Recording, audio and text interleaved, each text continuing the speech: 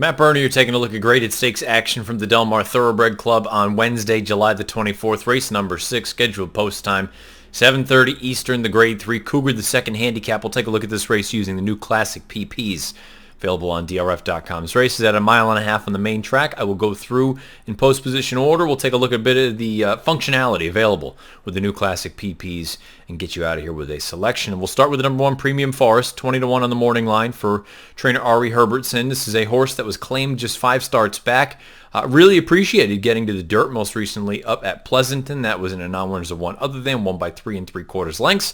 The big knock here is just from a speed figure standpoint. How is this horse going to handle taking on much better company? The distance is always an unknown until they try it, but at the same time, for me, it's strictly speaking a numbers game here. I don't know that he's fast enough to win in a spot like this. The 2 is one of my favorites. It's in the post. 7-2 on the morning line for Jeff Mullins. You'll note that this horse has only tried the main track once in his career. It was the San Gabriel way back here in January of 2017. That came in an off-the-turf race. It was a sloppy sealed track. He ran second that day behind Blue Tone. I love this horse, but he was gone for a really long time between the Del Mar Handicap last summer anyway, and the Wise Dan down at Churchill Downs last month. And to be honest, he just never really had anything in the tank in the Wise Dan. Now, this is 3 consecutive races that are let's just call them subpar. They're not good.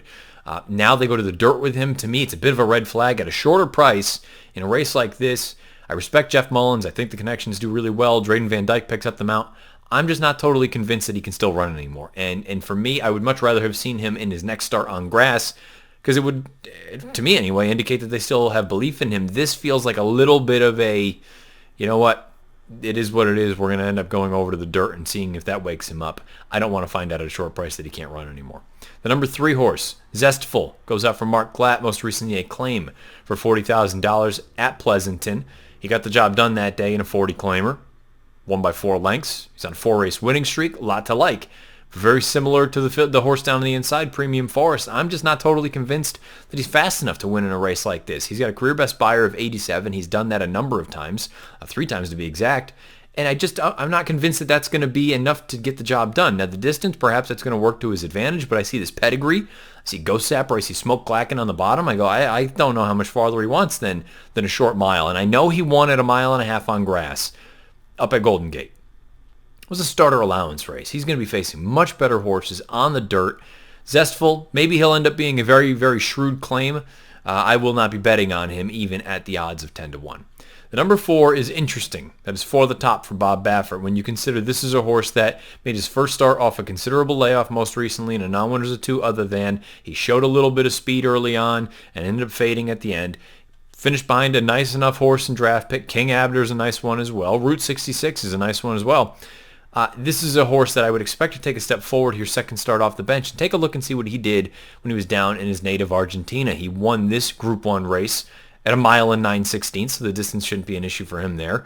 He won his maiden at 1 mile and 8. So I feel like that was nothing more than a tightener. Get him ready for a spot like this, second start off the bench. I think there's a real scenario where if the big horse, we'll talk about in a little bit, does not fire, maybe for the top beneath Joe Talamo, gets the job done for Bob Baffert. He is 3-1 on the morning line. The 5 Original Intent, 20-1 for Dean Greenman. Look, I said it about Zestful, and I said it about the horse down the inside, Premium Forest. I'm not convinced that they're fast enough. If I'm not convinced that they're fast enough, I'm certainly not convinced that Original Intent is fast enough. He's got a career best Beyer of 79, and I recognize these longer distance races, some crazier things can happen, but I usually like to see horses that have either run fast or have a little bit of tactical ability. He's done neither of those. He is not for me in a spot like this. The 6 is Morse Code for Richard Baltas. He goes back to the main track after trying decent enough company in each of his 2 runs down on grass. Most recently, one was back in May in the Charlie Whittingham. He showed speed, couldn't quite hang on, but he ran into a good group with Marquis Water and United in there along with Ashley Love Sugar. And then most recently, he ran into United again. Ran decent enough, not embarrassed, beaten by a little more than 3 lengths that day, earned an 87 Beyer. I think he's got some numbers that make him competitive in here. The question is he better on dirt as opposed to turf? It feels like he took his game to the next level when he got to the grass as opposed to the main track. I'm not suggesting it's impossible for him to run really well on the main track, but it feels like, despite his pedigree, you see that he is by tapping out of a Stormcat mare. Keep in mind, his sibling is this guy over here, Honor Code. I'm not convinced that the dirt is actually best for him. I like him better on the turf. And we round things out with the big horse. This is Campaign. He goes out for John Sadler. Rafael Bejarano picks the mount back up after a defeat in New York. And look, it was a little bit of an odd run, probably because I bet him that day. That's why things were as odd as they were. But he ended up with a bunch of traffic at the top of the lane, and it never seemed like he was able to really get clear. And then finally, at the very end, he actually threatened. He put in a big finish. This is a horse that I loved what he had done when he was with Steve Asmussen on the turf. He goes out to Southern California. They immediately move him over to the dirt, and he really has not run a bad race. I thought his big cap was actually quite well, considering there was no real speed. I thought in the grand scheme of things, he's run well in all 4 of his starts since going over to John Sadler's barn.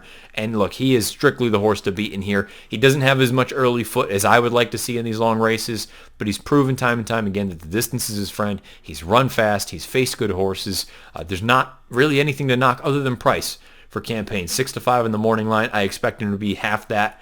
I'd imagine he's in that 3-5 range when it's all said and done. But Campaign, he's going to be my selection. I have no interest in trying to beat him in a spot like this. Now, if you're curious about anything else, if you're curious about analysis, picks, anything like that with the new classic PPs, scroll back up here to the top, click on News and Analysis. You get an updated sort of news story from Steve Anderson over here on the left-hand side. You get the analysis from Brad Free, and you get selections from a number of daily racing form handicappers. When the race comes up, you click on Wagering and Live Video. You can make all your picks here. Just click and drag, move them over here. You watch the Del Mar feed right here. You're in your DRF Bets account. You click Bet Now. You're good to go. And for those of you that still like to mark up your PPs and you want to print them out and you're concerned, you click on View/Print PPs, asks you if you want the full card or the single race. For this instance, we click single race, brings you up a PDF of the Cougar the second handicap, all that stuff. You print it out, you're good to go. And then if you're curious about some statistics and things of that nature, click on this little tab right here, statistics. You got jockey stats, trainer stats, closer looks, you name it. It's all available in the new classic PPs available on DRF.com. Go ahead, take a look. And by the way, you can also move back and forth from classic PPs to formulator PPs if you have a formulator past performance plan. If you don't, that's on you. You're going to have to take care of that. But if you do have both, you can take a look. But the classic PPs, definitely something to take a look at over on DRF.com. Scheduled post time for the Grade 3 Cougar the second handicap on Wednesday down at Old Del Mar, 7:30 Pacific. Good luck.